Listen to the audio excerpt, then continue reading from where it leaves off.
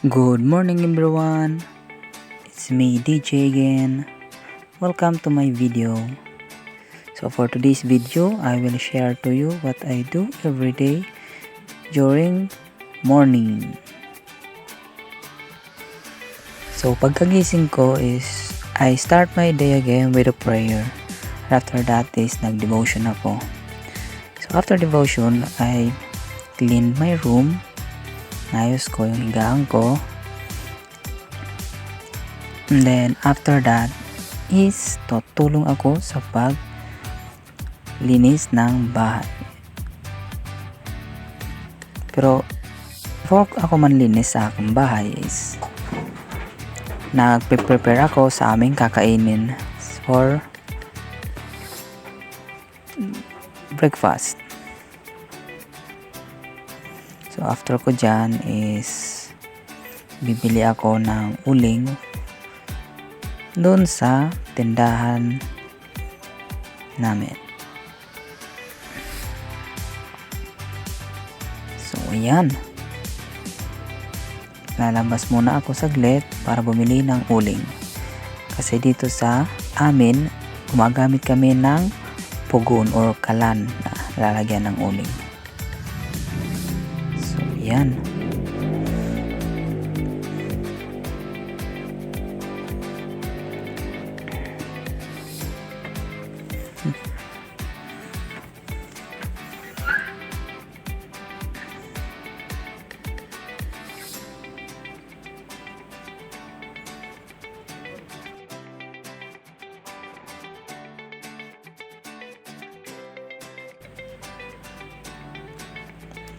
Pauwi na ako, dala yung uling. Medyo malayo-layo yung mga tindahan dito sa amin, kaya kunting tiis. So after ko bumili ng uling is prepare na ako sa aking lulutuin. At yan ang aming breakfast. Tocino roll. So, nagluto ako at after ko mag-prepare ng breakfast is di muna ako kumain.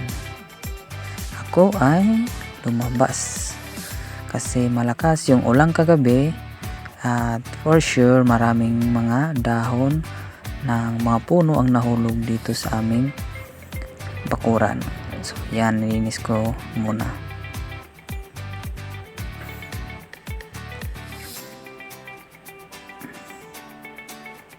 Tawag dyan ay partial cleaning lang. Kasi marami talagang ayusin dito sa aming bahay, pero dahil nga marami rin tayong gawain is dahan-dahan lang muna yung pagtatrabaho natin dito sa bahay. Ang priority natin is maging malinis muna yung paligid.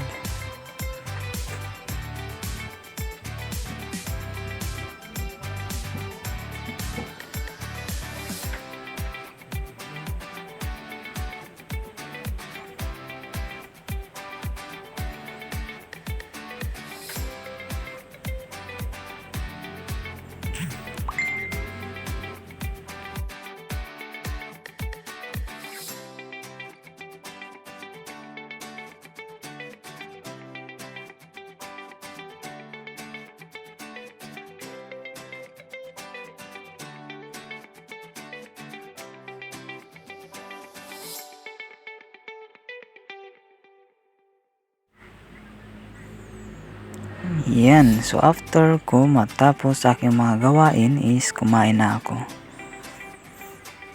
And last thing that I do during morning is that pag may time ako is nagpa-practice talaga ako ng isang instrument. So yung practice ko dyan, instrument is yung beatbox or kahon beatbox. Di naman tayo music guy or instrument. Parang drum na rin siya, kaya worth it rin malaman ko do something or is di naman tinitingnan ng Diyos ang beatbox na yan, desire natin. So medyo mahirap so that's all for my video. I hope na enjoy kayo at next na aking video ay share ko sa inyo yung ginagawa ko sa tanghali na.